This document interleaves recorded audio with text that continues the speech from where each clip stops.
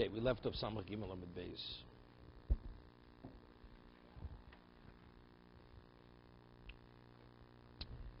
The Gemara had quoted the Mishnah. The Mishnah had said that a man who marries a woman, Almashi Yirtza Abba, on the condition my father is agreeable to the marriage. And we had a question, what does that mean? Does it mean he has to say yes? And if he says yes, the marriage is a marriage. If he does say yes, the marriage is not a marriage. The Gemara says, but it can't be that. Of course, it says that if the father dies, the marriage is a marriage. But if the father has to say yes, he never said yes. So evidently, what does it mean, Al-Nashi Yitza Abba? As long as he doesn't oppose the marriage. He doesn't protest. So therefore, now that he dies, it's over. He's not going to protest it any longer because he died. Therefore, if it was Mes Oviv, she's Mukudeshes. Right? That's what the Gemara said. So therefore, the Gemara said, Mitziosa, Mesa Avrim Mukdesh Valdo Amar Ein, Elo, the Gemara says, Almashi Yishto Gabo. That is, the father remains silent. So Rashi had said, which we did Tosis yesterday also, he agrees with Rashi, meaning the first moment the father heard that she was married, he didn't protest it immediately. Because otherwise, he should never protest. That means for the rest of his life, he could always protest it. So it means the first moment he becomes aware, if he doesn't oppose it, the marriage is effective immediately. Marias Amos Sefer, Mesa Bain, says if the son now dies. Now the question is, he was a Mekadosh the woman on the condition the father doesn't protest. And then what? It says, Malamdim is of Lomash Eni Rotze. So you teach the father to say he doesn't want. But the question is, if now the son married her, he found that he was married, and then afterwards the father dies. The son dies. So it says, the Bezdin says to the father, don't agree to the marriage. Wait, because if that's the case, she's not going to be Yavama. Because retroactively, the marriage was conditional on you being agreeable or not. But the question is, but if you already was aware and you remained silent initially, the marriage is in place. So what does it help later? But tell the father, you encourage him to oppose it. It's too late already. Because he's already aware his son married the woman. And if he's aware and remained silent initially, the marriage is in place. So if that's the case, she's a Yavama. Amai Hoshosik. If Amanash Shiyirtzaba means as long as he doesn't protest it, he didn't protest it. So if he hadn't protested it, the marriage already is in place. So what does it help to encourage the father to protest it afterwards? It's too late.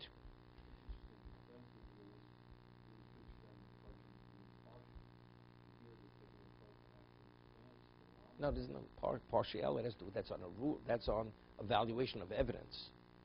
Two defendants, they have to be impartial. They can't favor one over the other. They can't have any conflicts. There's something else. Factually, you have this woman, she's going to be a Vama. If the marriage is a marriage. So if we could somehow circumvent the problem, cause the marriage that she was never married, so she was never married, that she's not a Yavama.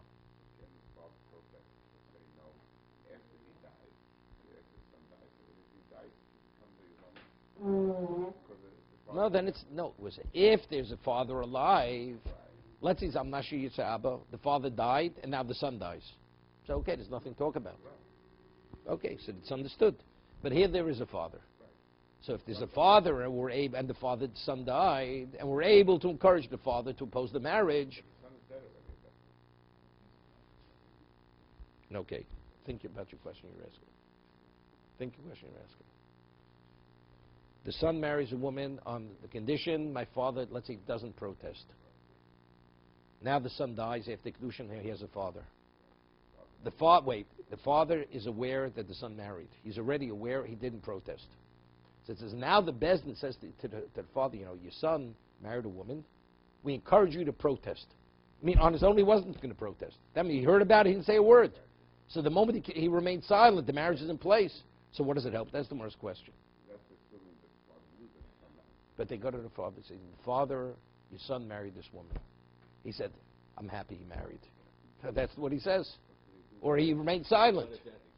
That is the case.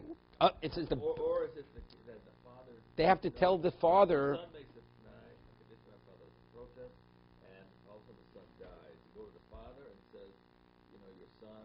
Wait a second, wait. They say, your son married this woman. He says... No. On the condition you don't protest. Correct. Okay? He says, I have no reason to protest. But at that point, they would say, so we encourage you to protest. But the moment he didn't do it on his own, that means he didn't oppose it. Why can't it be that he didn't know about it? Even if he doesn't know. The moment they tell him his son is married the woman, he says, fine, it's unfortunate she became a widow. Let's say it's unfortunate she became a widow. It's too late already. So what are they going to tell him? Once he says it's unfortunate she became a widow, that means she's married.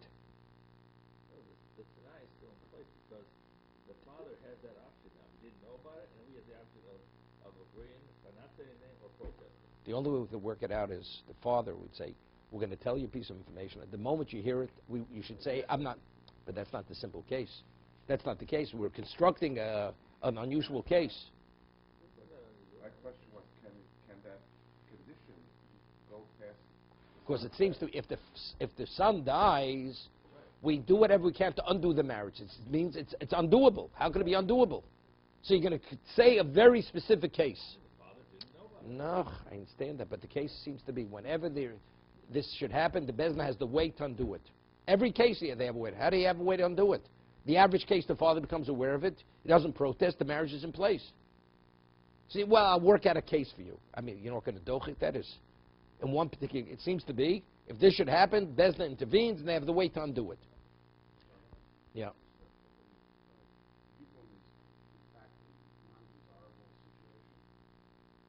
No.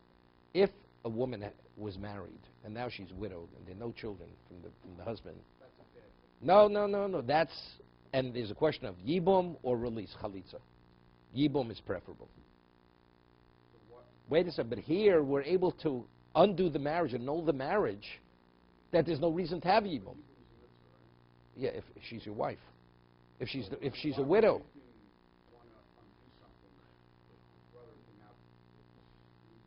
Because there's no reason. There's only a mitzvah to perpetuate the name of the deceased if it's his wife. But we can work it out. It's not his wife. It's not a first. It's not a desirable situation. I mean, in mitzvah it's desirable, but in terms of relationship, it's not desirable, right? It's not a desirable situation. Evil. I mean, it's not. She doesn't want to marry him, and even for him, it's not desirable. It's not his choice. He's married because it's a mitzvah. It's not. He really preferred not to. It's an obligation. It's his obligation. Good, he could extricate himself by giving chalitza, right? But we say, but the mitzvah is to do yibum. So if we're able to just avoid everything by undoing the marriage, so she's not a widow, the mitzvah of yibum has no relevance, no application. Gemara says, Elo Omar. So what must you say? Elo Omar lo almna shelo yimchabo.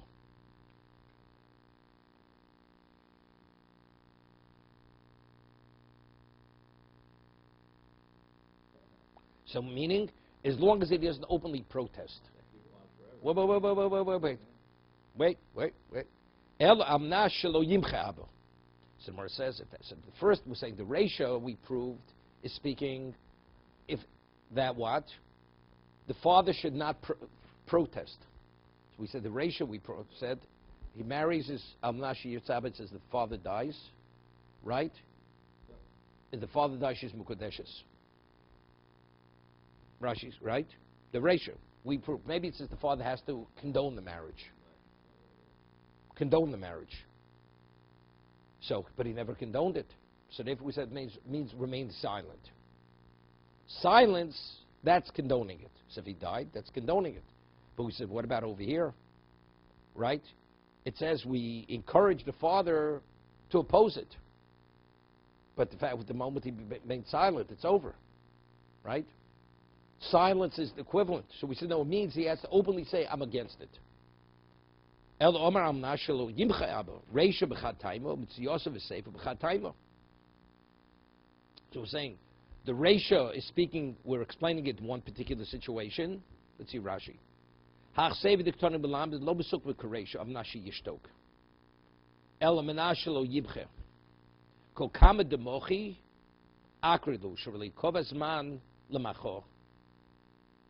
The ratio lek lukma behochi dim came ma'arotza of how the yesh biyod limchos laolam al kor chochi kamar amnashi yishtok abo shosak aris umekdeshes lo shosak elo micho la'alter in umekdeshes.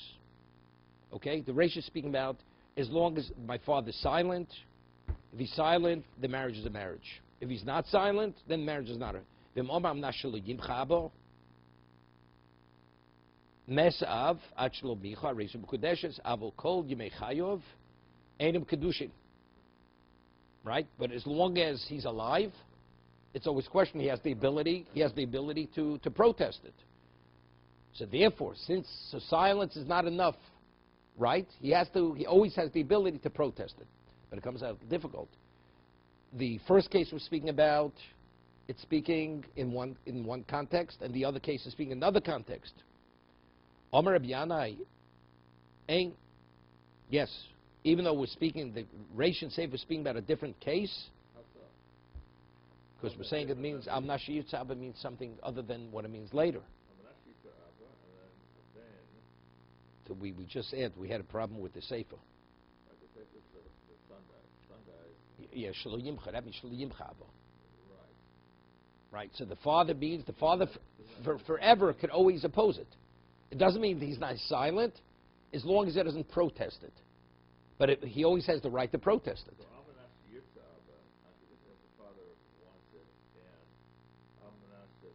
No, the Sefer, we're saying the Sefer where the father always has the ability to protest. Abdiyah Abba means he always has the right to protest. The Reish is speaking about the moment we're saying, the moment if you remain silent, the marriage is immediate. We're talking about two different cases. Okay? Even though the words are the same words, but it means he said something different. It's a dochik. Right? So that's what Rish Lakish says. The way Rabbi Yanai is learning, Shmami lid Rabbi Yanai. So Rabbi Yanai understands, we have a question. Either you'll say the Mishnah is going according to two different opinions, although it's stated as if it's the same person speaking, or to say it's one person, and we're saying something which seems to be, he said the same thing, but it's not the same thing. But it's a dochik. I mean, the words are the same words, but we say, no, he said something other than that. So Rabbi Yanai say, it's preferable to say it's going like one person, and although the words seem to be the same words, but it's not, it doesn't mean the same thing. Right? One Tana, but even though it's a dochik, because he says, Am Nashir Tza'aba. In either case, he said the same words. Right? But yet we say in the Reisha means one thing, and the Sefer means something else. So that's a dochik. That's preferable than to say it's going according, if you have a choice of A or B, that's a preferable choice over B. To say it's going according to two different opinions. Because it is, because usually to say a Mishnah is going like two people, where Rabbi Yehuda Nasi stated it in a way that there are no two opinions, that's a dochik.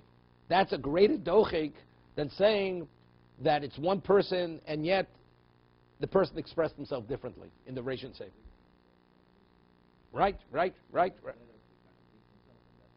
They have two people in the Mishnah, where there's no indication in the Mishnah. If I have no choice, I say it's two people. As the Gemara says, Tavra. The one who said the Reisha is not the Sefer, we find it very often. That's if you have no choice.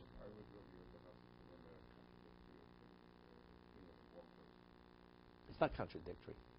That forces you. I mean, he should have elucidated to a greater degree. Right? That's the question. Right? Why wasn't he more clear? Let him say it differently. So I always mention it. You know, very often you find the Gemara Tazria Metzora. Right? It says something's been deleted from the Mishnah. And this is the way it has to be read, or something. Was it intentionally deleted? Was it an oversight? What was it? So the way it's explained, it was done intentionally. Originally, why did Rabbi Yehuda Nasi commit Torah Shabbal Peh to writing? Because the Gemara says because of Roman persecutions, people began forgetting. But really, on a Torah level, you're not permitted to record Torah Shabbal Peh. You have no choice. Because it's Eis Lasos Shem, my favorite Torah Sefer, Torah would have been annulled. You have no choice. But Rabbi Yehuda Nasi, even when he recorded it, let's see, the Mishnah is written so concisely, you still need endless Amoroim involved to elucidate the Mishnah. Why? Well, he could have written it a way where you don't need all this elucidation. The answer is because it always has to retain that Torah Shabbal Peh characteristic. There's a certain degree you have to have committed to memory, otherwise you can't understand it. So the Tazria Metzora is part of that. He intentionally left things out that you still, to remember everything, that he was concerned you're not going to be able to remember everything. But he deleted certain aspects of the Mishnah or the Brisa that you have to rely on your memory, otherwise you're not going to understand it. So therefore it still retains the profile of Torah Shabbal Peh.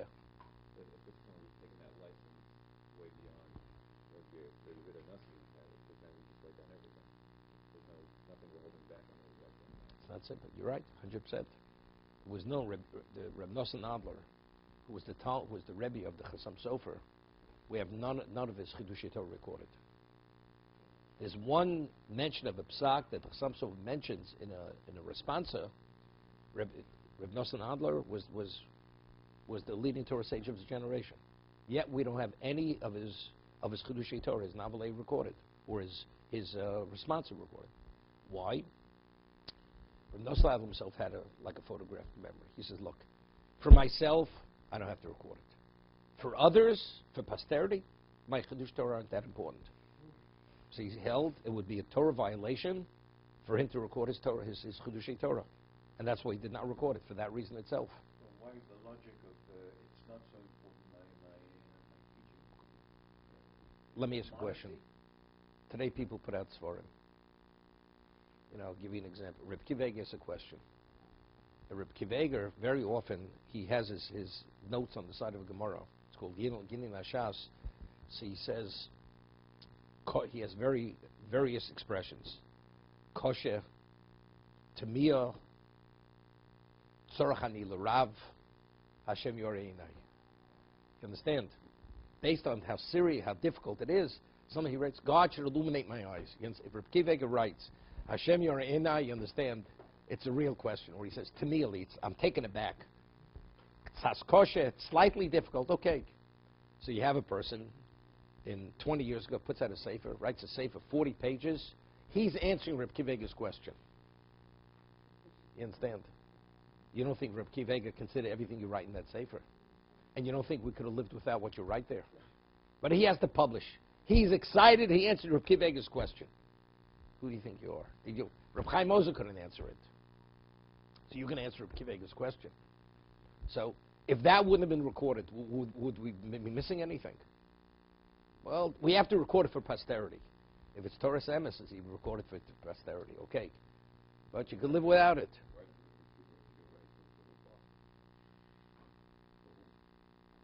For himself. He wrote it for himself. He didn't write it that it should be published.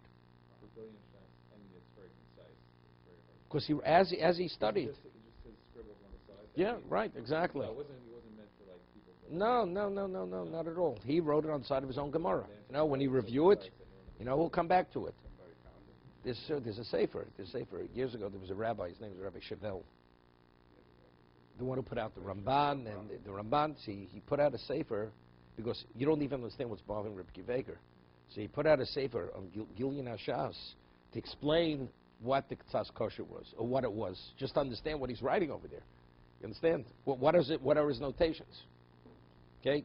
Not that he gives answers. And it's a very good sefer. Okay? Rav Yosef Omar. Rav Yosef Barami Omar L'olam Chataimahu. No. Amnashi Yitzha'aba means the same thing. Umay Amnashi Yitzha'aba, Amnash Elohim Cha'aba, Mikana Shloshim Yom. He says, as long as my father doesn't protest, from now for 30 days, the marriage is what? The marriage is over. So he put a limitation on it. Okay, so now, the first moment he heard it, he's what? It's not a marriage immediately. So he has 30 days. So both means the same thing. Amnas, if you remain silent, originally means silent, immediate. Silent for 30 days. If he dies 30 days, so factually he's not coming back. Right? The father died, it's over. But if the son dies and the father's alive, so he has 30 days. Now he has 30 days to protest. So it's one reason, and it's one Tana. Okay. Well, the Sefer would elucidate what the ratio means. Right? It seems to be contradictory. So the answer is no. He put a time limit on it. See if he puts a time limit on it. So if the father dies, right, so the time limit is irrelevant. The father dies, so it's a marriage. No, I understand. So but it's not the same dochik. Here we're interpreting, it's going like one Tana, and Amnashi Yitzha'aba, he put a time limitation on it. So he won't. If he died, it's over. Right? The Rasha says if the father dies, the marriage is a marriage immediately. What if he doesn't? The son dies? The father's able to protest. But how could he? It's silence. No, he has to remain silent for 30 days. It's okay. So he has within 30 days, he has the ability to protest, to undo the marriage.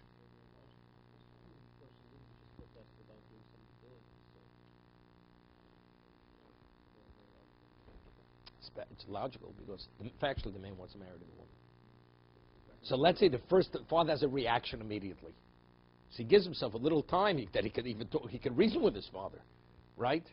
He reasoned with him. He says, don't react. I want to explain to you. You have 30 days. You have time to reserve judgment. 30 days, if you want to oppose it, you can oppose it. Don't oppose it immediately. Think it over.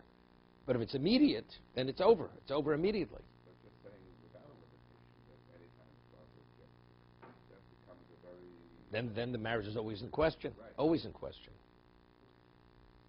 Kidashi is beating. Now, the next mission is now, it's interesting. We have a principle, Ein Davar Shebe'erev Pochs Mishnayim. Right? The Torah says, Al Pi Shnayim Eidim Yokum Dover. For monetary laws, you have to need 2 witnesses. Any 2 male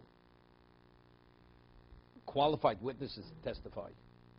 Anything less than 2 witnesses is not considered verification. Right? Al Pi Shnayim Eidim Yokum Dover. How do you establish fact? Through the testimony of 2 witnesses. That's halacha. That's monetary. What about Davar Shebe'erev? If you want to change somebody's status, a woman was single, and now there's a question, she assumes a married status. A woman was married, and now you want to testify that she's divorced. How many witnesses do you need? You need 2 witnesses. 2 qualified witnesses. Anything less than that, it's not considered witnesses. You need eidim. How do we know this? Because it says, if the Torah says, if a husband found that his wife had committed adultery, because it says kimotzva ervas dover, it says dover, and it says dover al pi shnayim eidim yokum dover. So there's a gzera shava dover dover mimamon. So we equate the 2 words, just as by monetary, anything less than 2 is not verification, is not considered witnesses. Identically, Davar Shebe'erev, anything less than 2 is not considered witnesses. In regard to, let's say, Isser, if something's kosher or not kosher, even the single witness is believed, even a woman's believed. Why? So there's a whole question. What is it? That's called Eid Echad Nem B'Yisurin. A single witness is believed regarding Isser. Something's kosher, not kosher. So there's a famous machlokes Rashi and Tosus. Rashi in Gittin learns, of course, just logically speaking, he says, how could one Jew eat in another Jew's house? Unless you believe a person.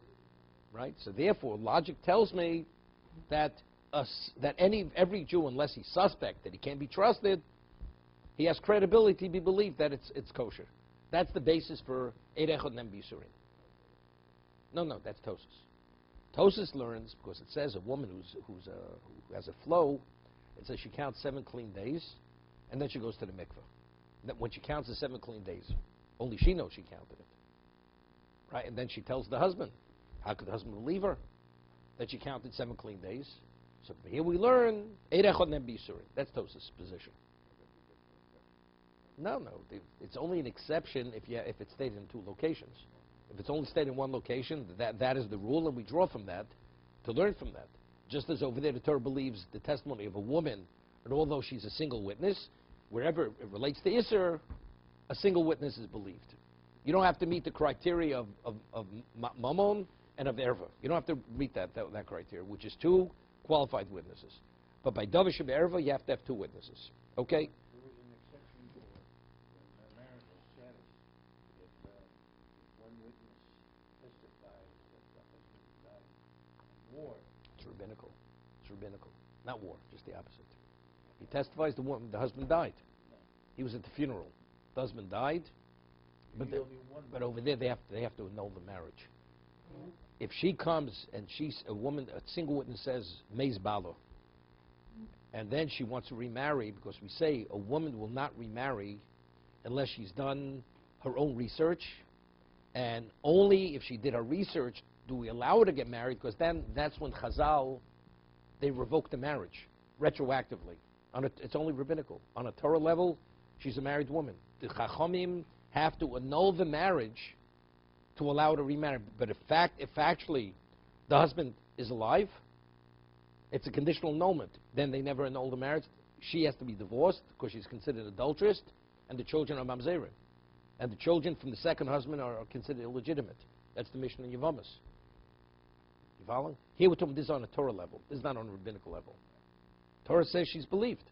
And the Rabbonim forced this new law to make it easier. Otherwise she could never get married. That's aguna. Otherwise she'd be an aguna. Right? Mishum aguna kilabo rabbanim, the Gemara says. But it's not only he went to the funeral, could have witnessed the husband being shot more. No. The Gemara says there he's not believed. He's not believed. Because he may have been wounded, but because of the surrounding circumstances, he may have come to a conclusion which is not accurate. Because there's so many other things which interplay, there's a concern that his perception of reality may not be reality. Person goes to a funeral, he says, I was there, he had a heart attack, he died, the doctor pronounced him dead. Okay? There's no reason why he should read that differently other than what he saw. But if at war, he may have been wounded, he may believe he was mortally wounded, and he wasn't mortally wounded. If that's the case, he's alive. So that wouldn't qualify. Therefore, he's not believed. How about in the Not constitutional case? Many cases where people died.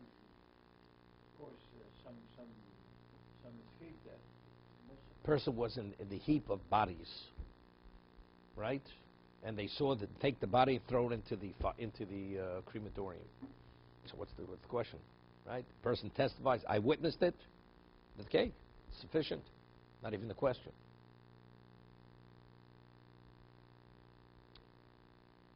Many cases, it wasn't simple after the war to prevent women to remarry. Say, and then if the husband shows up, if it was deemed like she's a widow, but the husband shows up, she has problems. She's considered an adulteress. And if she had children from the second husband, they're mamzerim. yeah, but she did, it was beyond her control, or That wasn't it. She didn't have to get married. Evidently, she didn't research it well enough. You cannot get married unless it's beyond any doubt he's dead. And they tell up front, if he should ever show up, it's over.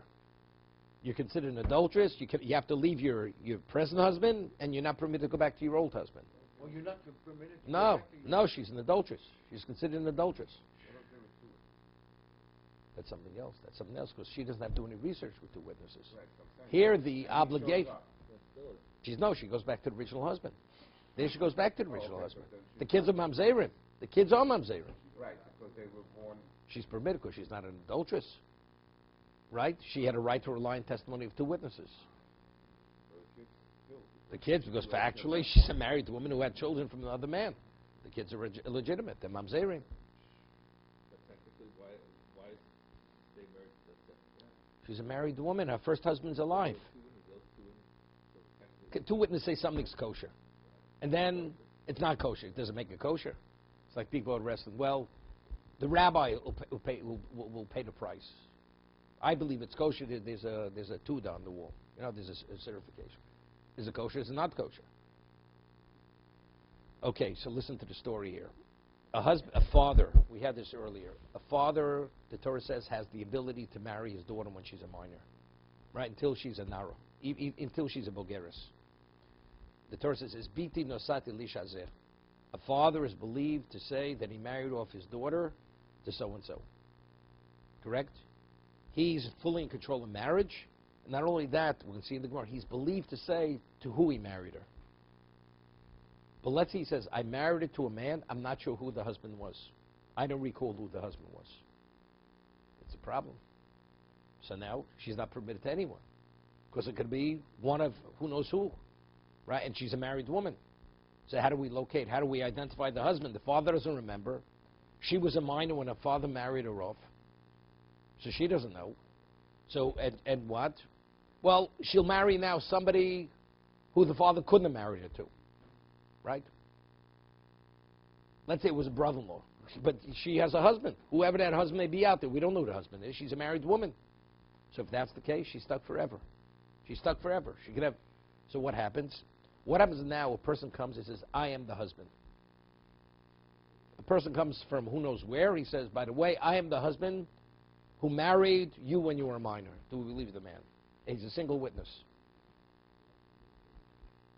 In Dov Sheber Post Mishnayim, right? Dov Sheberva. We're establishing her to be the wife of this man. The Mishnah says, That's like the case of the, say that's what when you saw the person died. No. They had a duna. This girl was the No, but here's the other way. There's the other way. One the other way. She's a married woman, and we're saying that he is the husband of that marriage. It's the Davar Shebe'erva. And the Mishnah says that the man comes and says, I am the husband, he's believed. I married my daughter, I don't remember to I married her. Reuven shows up, he says, I am the husband. Nemon, he's believed. What about Ein Davar Shebe'erva post Mishnayim? Right? We said regarding Erva, the Erva status, you have to have two witnesses. So the Ran asked the question. So the Ran answers, if a person's status is not married, and you want to establish the person as married, that's a change of status. That's Ein Davar Shebe'erva post Mishnayim. If you want to change a status from one status to another, that you have to have two witnesses. Here, factually, she is a married woman. We don't know who the husband is. So therefore, as a result of that, he's believed to say, I am the husband. You're not changing her status, right? But you could ask a question. But there are other ramifications. Let's say she's the husband. He's the husband. Wait. No. Let's say we said that even a single witness is believed. Because the case of Ein Davar Shebe'erva post Mishnayim is where you want to extract money or you want to change the status from one status to another. Over here, you're not changing the status. The father says she's a married woman. We're just trying to verify who the husband is. I'm the husband. But let's say, if I'm the husband, so what is her mother? Her mother becomes the mother-in-law. And her sister becomes Achos Ishto. So now there are many transitions. Because until he says, I'm the husband, the mother-in-law was permitted to him if she should be widowed. Well, let's say she's a widow already. Or the sister would be permitted. So as a result of him saying that I'm the husband, he's creating all kinds of changes. Yeah, but you're creating changes that make things forbidden rather than... Doesn't make a difference. That's Davar Shebe'erva. What about a single woman to a married woman? She was permitted to everyone. He testifies she's married. So unless you have two witnesses, he's not believed. Correct? Because that's Davar Shebe'erva. If you want to create a transition from the previous status to present status, you have to have two witnesses. That's not the main change of status. The main change of status is the woman. And that's not the ancillary change. No, to him, why? You're my wife. Vis-a-vis me, that's the Davar Shebe'erva is not her. Davar Shebe'erva is her mother and her sister. Right? That's the Davar Shebe'erva. So why is he believed?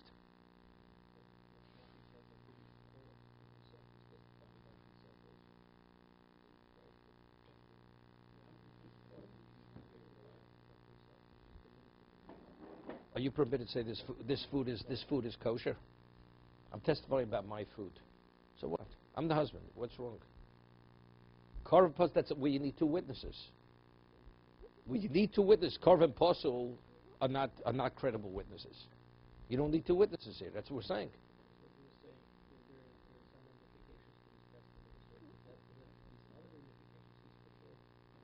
So you don't have to ask the Korban Posel. Ask the basic thing. It's Davar Shebe'erva. You need two witnesses. Once you have that question, I don't have to go to the Korban.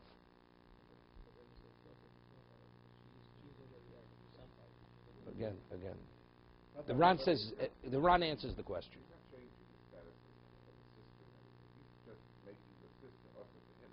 It's like making a net that I won't have any. So the ramification of his testimony is, this woman now is forbidden to me. It's like making a net that he can do that.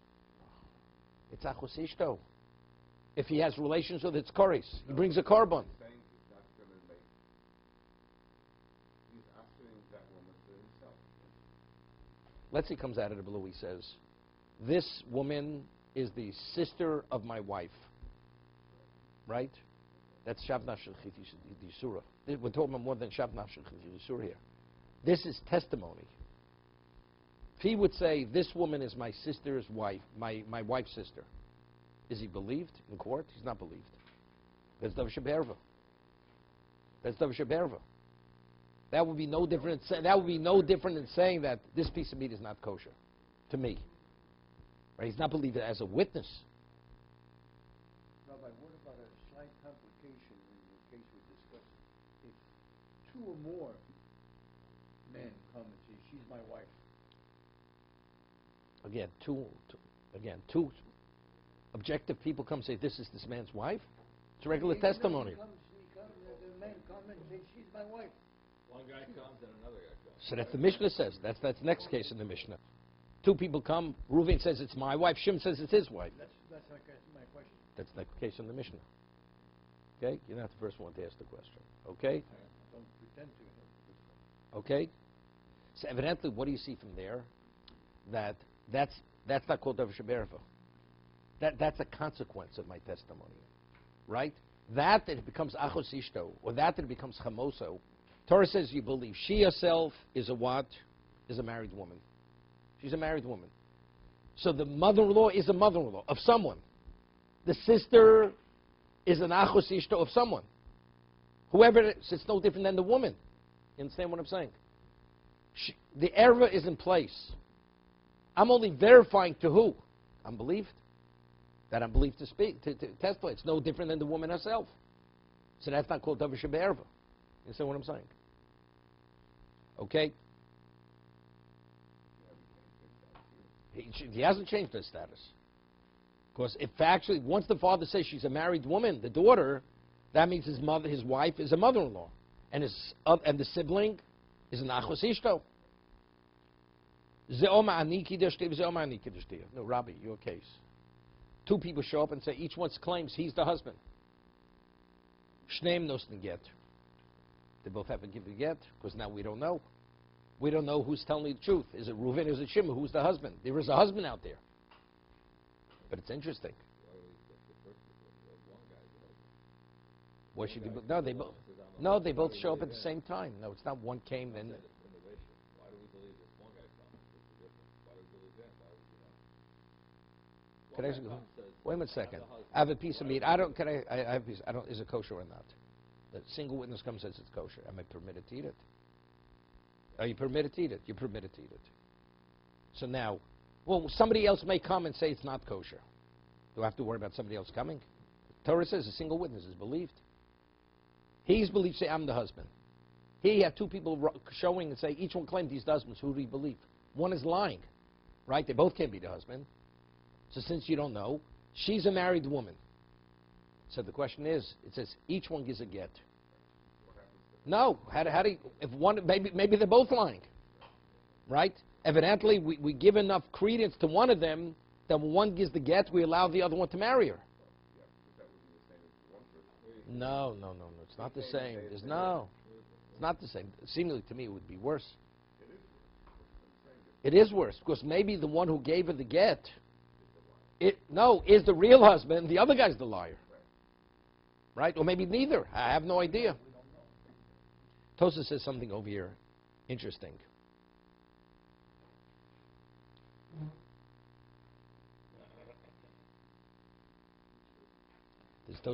We didn't get to the Gemara yet. The Gemara says there's a situation. We're going to have to leave it for tomorrow. Okay.